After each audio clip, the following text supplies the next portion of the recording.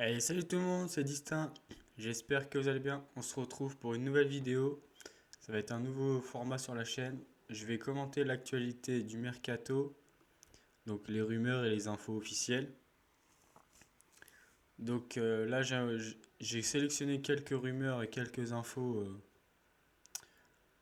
dont j'ai envie de vous parler. Du coup, pour la première vidéo, on va parler de la succession de Pochettino au PSG.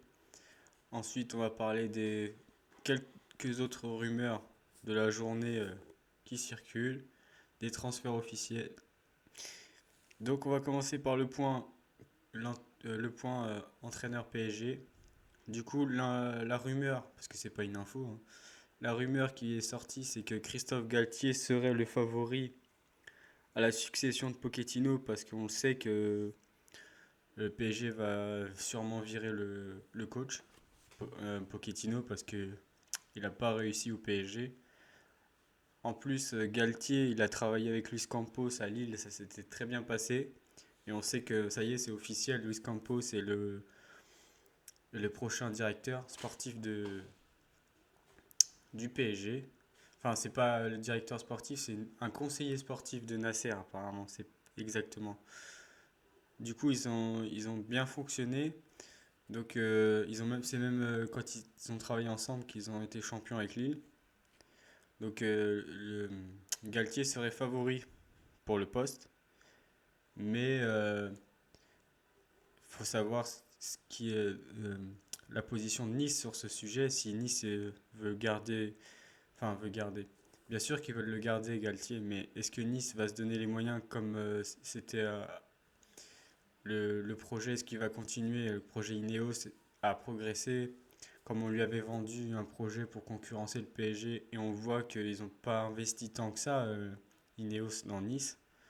Peut-être que maintenant Galtier se pose la question, est-ce que on va lui donner des vrais moyens pour concurrencer le PSG ou est-ce que c'était un leurre pour l'attirer? On ne sait pas. Puis Galtier, ça lui donnera un sacré coup de boost à sa carrière. En plus, c'est un entraîneur français. Donc ça fait un petit moment qu'il n'y a pas eu d'entraîneur français au PSG. Le dernier, c'était Laurent Blanc.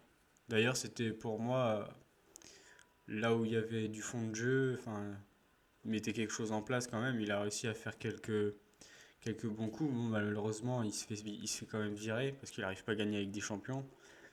Mais au niveau du jeu, c'est le premier à avoir mis une empreinte quand même, je trouve, au PSG. Sous l'ère Qatari, bien sûr. Ensuite, il nous parle de l'option qui.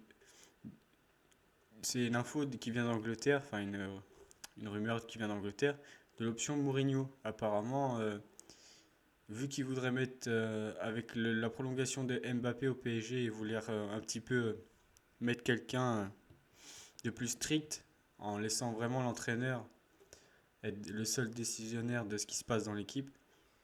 On sait que Mourinho est assez strict là-dessus, donc il parle de cette rumeur-là. Mais apparemment, le Special One, il aurait dit qu'il voulait rester déjà. Il a annoncé qu'il restait à l'Ice Rome la saison prochaine. Moi, personnellement, Mourinho, non, je voudrais pas qu'il vienne au PSG. Parce que même quand il était au Real, au niveau du jeu, c'était. Bah, il a réussi à gagner, mais au niveau du jeu, c'était vraiment défensif. Il se passait pas grand-chose. C'était tout à, tous derrière. Et puis voilà, ça a profité des exploits de CR7. Mais voilà, si c'est pour faire la même chose, mais avec Mbappé, non, c'est pas très intéressant. Après, c'est sûr, c'est un coach qui l'a gagné, hein, il a prouvé qu'il arrive à gagner. Mais pour moi, personnellement, je verrais pas un bon oeil l'arrivée de Mourinho au PSG. Et ensuite, il parle d'une autre rumeur, c'est Marcelo Gallardo, l'ancien joueur du PSG, justement. Il a fait un an ou deux, je sais plus, au PSG en tant que joueur. Il a joué aussi à Monaco. Et lui, ce serait Antero Henrique qui serait à l'origine de cette piste-là. Mais pareil, il a pas son diplôme n'est pas reconnu en Europe en fait pour entraîner en Europe, donc ça va être un peu compliqué de faire cette piste-là. Et la dernière piste, c'est Sergio Conceição qui est passé par Nantes, qui avait réussi à redresser Nantes sur 6 mois, je crois. En 6 mois, il avait réussi un exploit de les maintenir, puis avant de filer au FC Porto. Là, il est 2 fois de suite, je crois, champion de Portugal. Et pareil, c'est un entraîneur très, très, très à cheval sur la discipline. Donc, est-ce qu'il va, s'il signe au PSG, est-ce qu'il va réussir à imposer sa loi à des stars comme Neymar, Messi, Mbappé? Je sais pas. Je suis un peu. Franchement, le prochain coach du PSG, si c'est pas Zidane, franchement, je vois pas qui c'est qui pourrait mettre parce que quelqu'un qui a assez d'aura pour diriger des stars, je sais pas. Je sais pas qui pourrait mettre. Ou alors, il y avait une piste aussi qui avait été évoquée il y a quelques jours, c'était Thiago Motta. On sait qu'il est entraîneur de la Spezia, il a réussi à les maintenir. Il est passé par le PSG, il a joué avec tous ces joueurs-là, avec Messi, il a joué avec Verratti, le PSG il connaît bien.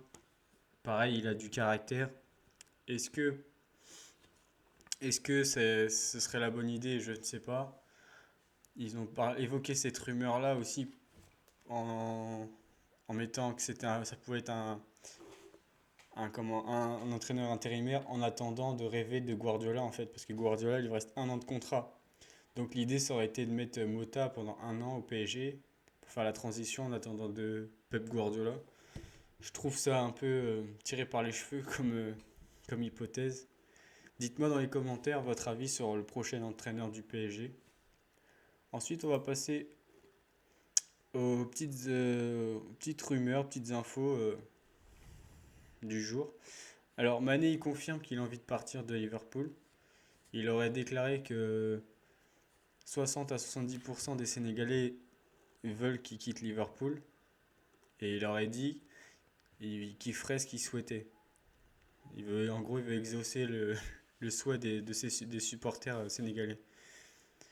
Donc, s'il écoute vraiment ce qui se passe, par contre, s'il écoute vraiment le peuple sénégalais, apparemment, il irait plutôt rejoindre Diallo et Gueye au PSG.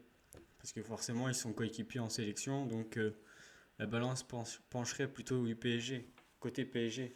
Mais au niveau sportif, je pense qu'il y a des gros clubs qui le veulent. Forcément, un joueur comme ça qui est sur le marché, qui est très fort, tous les gros clubs le veulent. Mais je pense que sportivement, il y a le Bayern qui le veut, le PSG, je crois. Et il y en a un troisième, je sais plus. Non, je crois qu'il y a principalement ces deux pistes-là, mais il était annoncé très proche du Bayern. Le Bayern, ils avaient une longueur d'avance sur le PSG.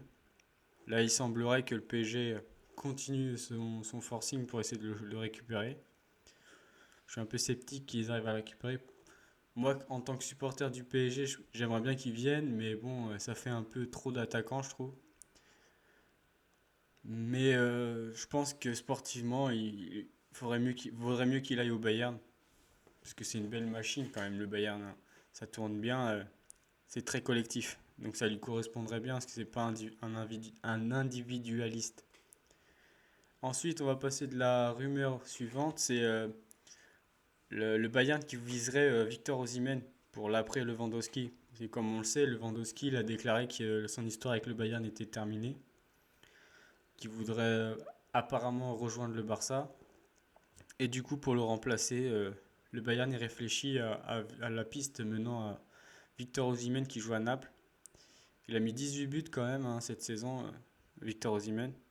Mais il y a Newcastle, le nouveau riche, qui est dessus.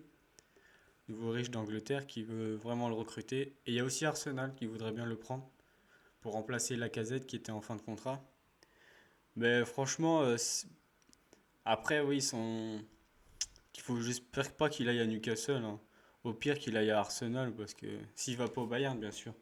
Parce qu'au Bayern, pareil, je pense qu'il pourrait tout exploser. Mais s'il y a Mané, bon, quoi que ça n'empêcherait pas, moi je pourrais en aller les deux, hein. Alors, s'ils peuvent faire les deux, Sadio Mané et Osimhen, ça serait très beau, hein, parce que Osimhen en pointe, Mané sur un côté, ça pourrait être pas mal. Moi j'espère qu'il aille au Bayern, ça serait bien. Qu'il aille surtout pas à Newcastle, parce que je trouve ça un peu dommage d'aller à Newcastle. Même si c'est un club historique anglais, mais au niveau progression de carrière, je trouve ça pas top. Mkhitaryan aussi, la rumeur, il est en fin de contrat avec l'AS Rome apparemment. Il a refusé les offres des dirigeants de l'AS Rome. Et d'après un journaliste italien, Fabrizio Romano, l'international arménien va rejoindre l'Inter Milan pour 2 saisons. Et le joueur, il veut disputer la prochaine Ligue des Champions. Donc l'Inter, ils ont fini deuxième, donc ils sont qualifiés pour la Ligue des Champions. Ouais, Mkhitaryan, je l'ai un peu perdu de vue, donc je sais pas trop s'il est encore bon. Je sais qu'à un moment, il était très fort. Ensuite, la prochaine info, ah là c'est une info. C'est le gardien suédois Robin Olsen est prêté par l'AS Rome à Aston Villa en deuxième partie de saison, rejoint officiellement les Villains. Donc ils ont levé l'option d'achat, mais il avait fait qu'un seul match, mais apparemment ils en sont satisfaits, ils l'ont gardé en suppléant. Donc c'est fait. Wabi Kazri, info Saint-Etienne, il ne prolongera pas à Saint-Etienne, bon, il restera pas à Saint-Etienne. Il a envie de rester en Ligue 1. Bon, bah, fallait s'en douter. De toute façon, il y en a plusieurs qui vont suivre, hein, je pense. Boudbouz, Kazri, Kolodiedziak, des gros contrats, des gros joueurs de Ligue 1, ils vont pas rester, je pense, hein. La plupart, il va y avoir un gros ménage à faire, de toute façon. De toute façon, Saint-Etienne ne vont pas pouvoir se permettre de garder des gros salaires en Ligue 2, de toute façon. Pulisic, qui est en fin de contrat avec Chelsea, il a des pistes en Italie. Il y a 2 clubs italiens qui le voudraient, l'AC Milan, le champion en titre, et la Juve. Lui, il veut plus de temps de jeu, c'est tout ce qu'il réclame. Donc, pour l'instant, il n'a pas de trop donné son avis sur son éventuel prochain club. Ensuite, il y a l'info que je voulais vous parler aussi, c'est que Lacazette, c'est officiel, quitte Arsenal. Et apparemment, il y a de très fortes chances qu'il retourne à l'Olympique Lyonnais. Alors, Arsenal, il avait fait 206 matchs et 71 buts.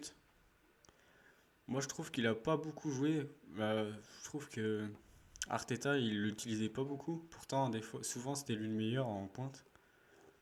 Mais il est un peu sous-coté. Après, je dis pas que c'est un grand attaquant, mais je trouve qu'il était un peu sous-coté. Bon, apparemment, il va retourner à Lyon. Il va diviser son salaire par deux.